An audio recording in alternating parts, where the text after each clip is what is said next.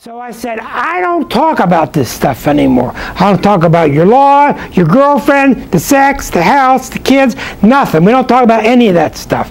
I've learned. We talk about, are you flowing or are you not?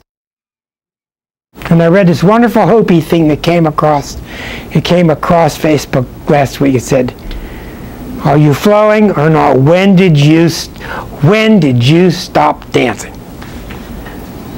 That's the entire story. That's the entire story. When did you stop dancing?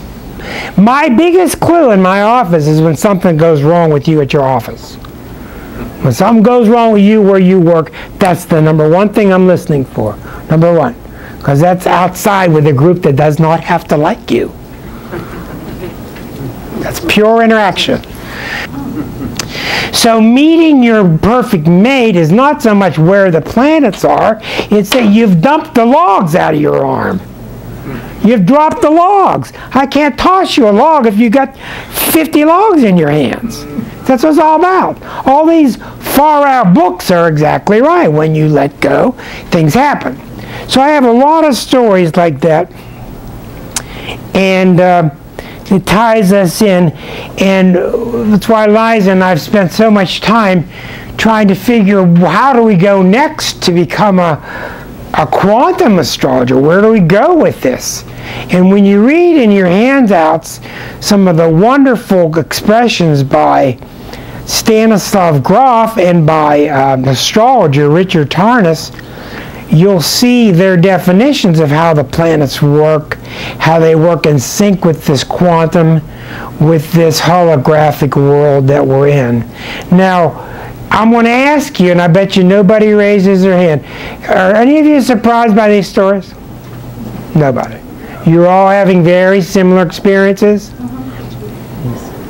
It's happening all the time. It's beautiful because what we're being shown now is that we're all one big family. Jung kind of rediscovered this archetypal way of looking at the world, and the way that the language that he used to describe this and archetypes as energy patterns was very similar to the way physicists were starting to see reality in terms of all of these energy patterns. And so there became a dialogue at that point between Jung and Pauli. And if you look at the last page of the handout talks a little bit about it. Through the astrological archetypes, we kind of see reality the same way that the physicists do now. We're coming to the same points of view are merging. And so what the point that I wanted to make sure that Rick made is that all of this talk about physics really opens the door to the gateway to astrology, because the principles of a causal relationship or synchronicity, which physicists have noted apply to astrology. Our archetypes as energy patterns, and physicists talk about the whole world being made up of energy. So they really are two ways that are converging that look at the same phenomenon. One thing I said to her on the way up today was, we now have base camp high up the mountain. Used to be, one second please, we always started out at the bottom. Now our base camp is up around 21,000 feet.